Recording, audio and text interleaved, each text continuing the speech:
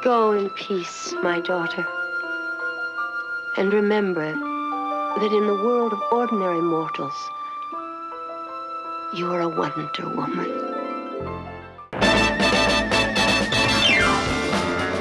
Wonder Woman, Wonder Woman. All the world is waiting for you and the power you possess.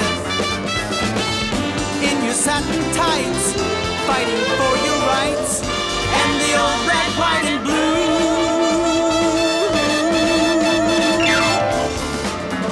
Wonder Woman, Wonder Woman. Now the world is ready for you and the wonders you can do. Make a hawking dove, stop a war with love, make a liar tell it true.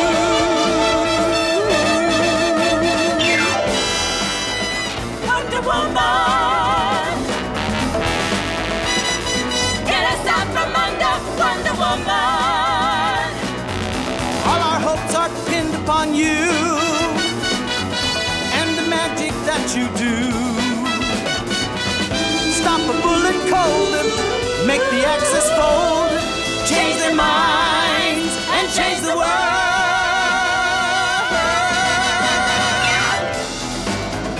Wonder Woman, Wonder Woman. You're a Wonder Woman.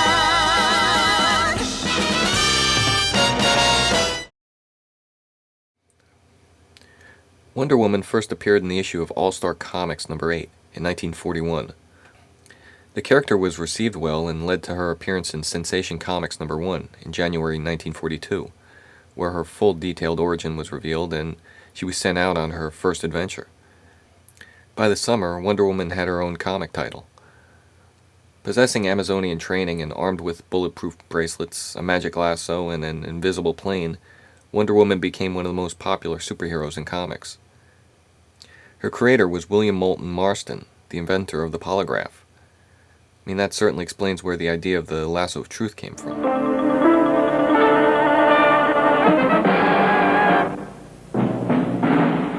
Wonder Woman. The first attempt to make a live-action Wonder Woman show was in 1967.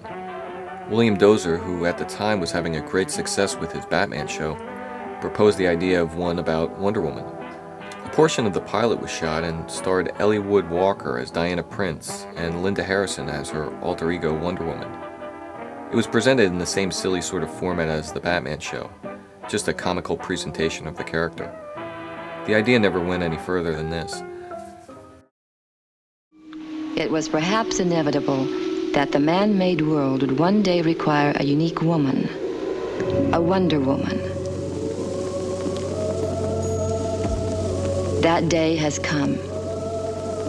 Wonder Woman made her first live-action television debut in 1974 on ABC. Kathy Lee Crosby starred as Wonder Woman in a television film that was an attempt to set up an ongoing series.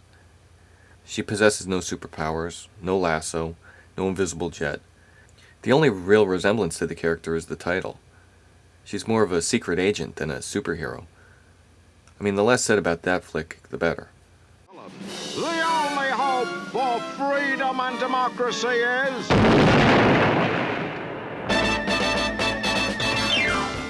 Despite ABC not picking up the pilot, it was still thought Wonder Woman could be a success on television. Within a year, a new pilot would air. To distinguish itself from the Crosby film, it would be titled The New Original Wonder Woman. This is the live-action Wonder Woman that everyone seems to know, with Lynda Carter starring as Wonder Woman. Set during World War II, the era the character originated, the pilot adheres closely to the comic book origins of the character. Major Steve Trevor crash lands on Paradise Island, home to the Amazons, a race of women with great strength and abilities. Princess Diana becomes intrigued by Major Trevor. Diana's mother, the Queen, decides to hold a competition to decide which Amazonian will take Trevor back to the U.S. Diana secretly enters the contest and wins. With her new costume, lasso, and invisible plane, Diana becomes Wonder Woman. I'll make you proud. I promise. She leaves Paradise Island with Major Trevor and heads to the United States. That's basically the first half of the pilot, and it's the most interesting part. I always enjoyed watching the origins of superheroes, and this one doesn't stray very far from what you expect. Watching some of it now, some of the scenes look pretty quaint. You don't really get too much of a sense of Paradise Island other than a few shots of stock footage. And the Queen's throne room looks more like a hotel lobby with just a few plants in the foreground. But in this pilot's defense, I'm sure the filmmakers tried to stretch their limited budget as far as it could go. And they do manage to stage a pretty impressive Amazonian competition with a lot of extras. Today it probably doesn't look like much, but for the time it's not bad, and even with the limitations of the budget and effects, it still tells the origin of the character pretty well. Once Wonder Woman arrives in the States, it's when things get a bit boring.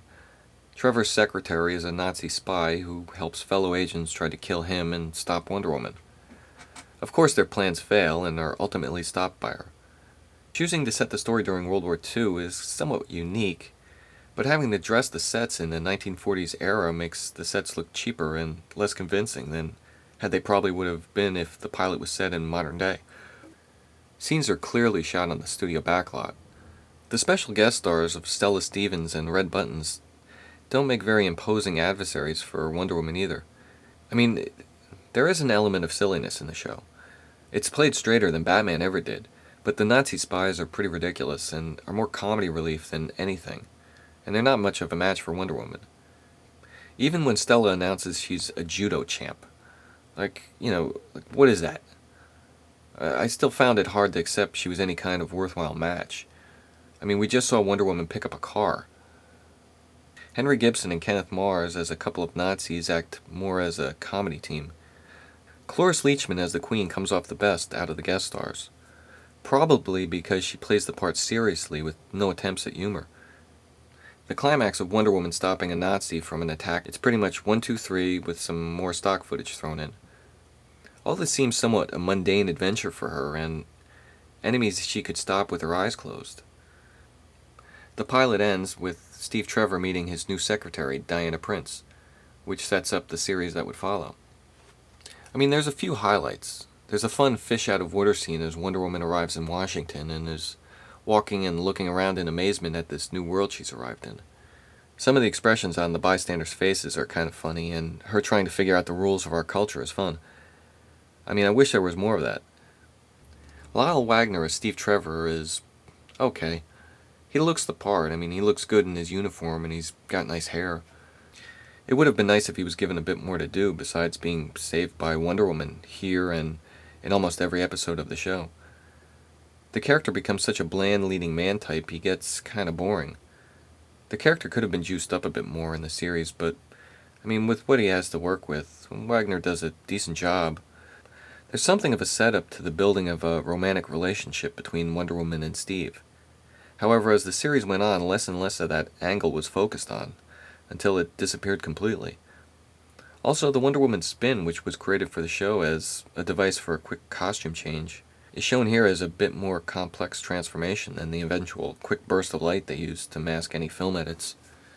Despite the flaws with casting, the writing, the sets, and all that, what really works, what really makes the pilot and the show so memorable, is Lynda Carter. She becomes Wonder Woman so easily you almost forget the comic character came first. It's as if she was born to wear that costume. She really makes a lasting impression in the role. Kids who grew up watching the show, and, well, grown men too, inevitably became infatuated with her, and watching the show now you can clearly see why. Even in the middle of some silly stories and hokey effects, Carter is so sincere playing the role that it almost makes up for all the shortcomings in the series. She really conveys the character's charm and innocence, and plays the part as straight as possible. I mean, she makes you want to believe in the character. Plus, she looks so good in that costume. I mean, it's no surprise she's still so fondly remembered by fans today. Her performance is the real highlight to the show and the entire series. I mean, despite changes made to the setting, the stories, the supporting cast, Lynda Carter was what made the Wonder Woman show special. There was a respectful portrayal of the character, and maybe that's one of the reasons why her association with the role has endured after so long. Since the show went off the air in 1979, Wonder Woman hasn't been brought back to the live-action format. Now with the current comic book movie craze, the character has been consistently talked about being brought to the big screen. Lynda Carter's portrayal of the character has left such a lasting impression. Casting another actress in the role almost seems hopeless. Like right now, I can't picture anyone other than her playing Wonder Woman. Like I'm sure at one point we'll see a new actress step into the role, but she's going to have some pretty big boots to fill. It's going to be really tough for whoever tries to follow her. Excuse me, but that's very rude. Get out of here, broad.